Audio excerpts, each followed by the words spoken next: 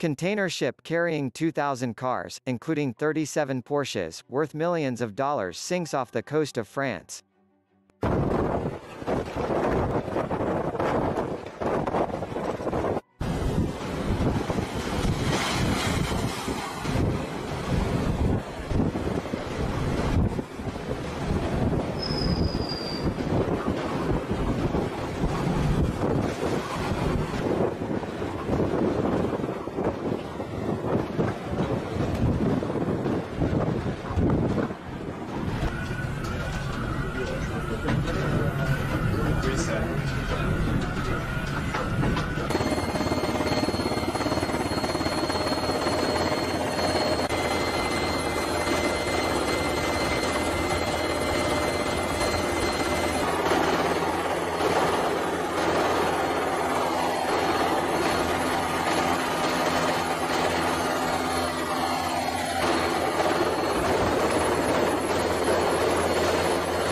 An Italian container ship bound for Brazil while carrying some 2,000 cars, including some 36 Porsches, caught fire, and sank in the Atlantic Ocean just off the coast of France last week. All 27 crew members aboard were rescued by the British military, though French authorities quickly began to clean up an oil spill caused as a result of the sinking. The vessel ran aground on March 12 about 150 nautical miles southwest of Brest, France, at a depth of 15,000 feet beneath the surface of the ocean.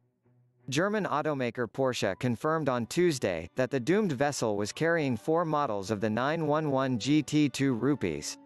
Production of this specific model ended last February, but Porsche will manufacture a few more to make up for the lost shipment, according to Car Scoops.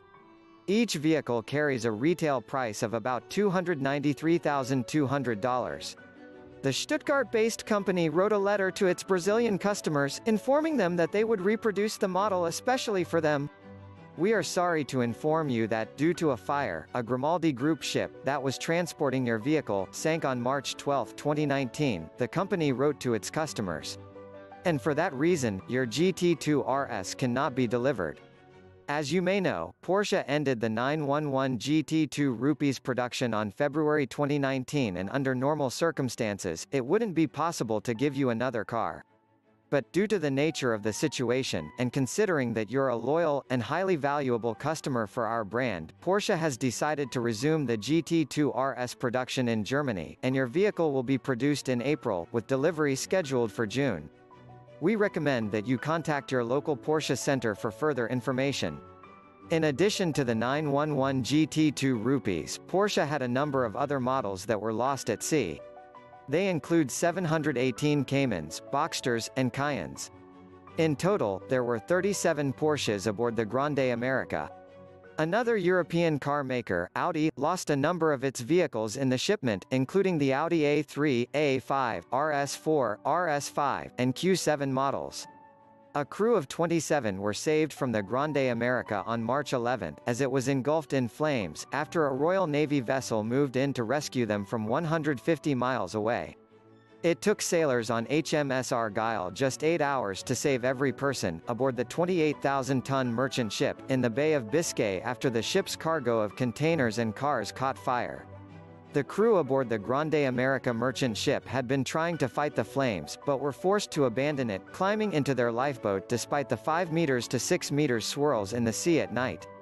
The lifeboat's engine had been damaged, which left it unable to move away from the flames, leaving the crew bobbing around like a cork in a bathtub.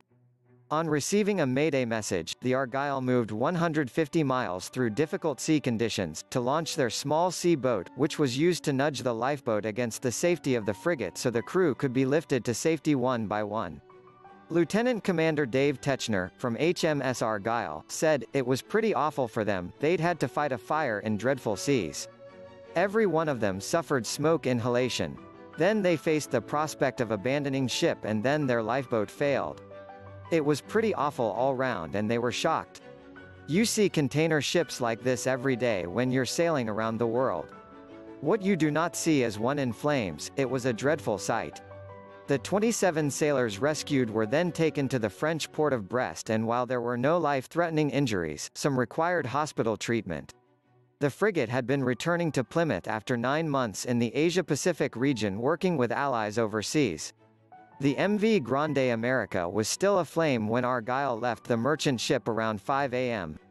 The Italian-registered vessel had been bound for Casablanca from Hamburg when the fire broke out at 8 p.m. on March 10. Defense Secretary Gavin Williamson said, HMS Argyle's swift and selfless response to very dangerous situation in difficult conditions undoubtedly saved 27 lives. I commend her crew. This rescue demonstrates that even on the final leg of a challenging 9-month deployment to the Far East, the Royal Navy's sailors remain vigilant and professional at all times.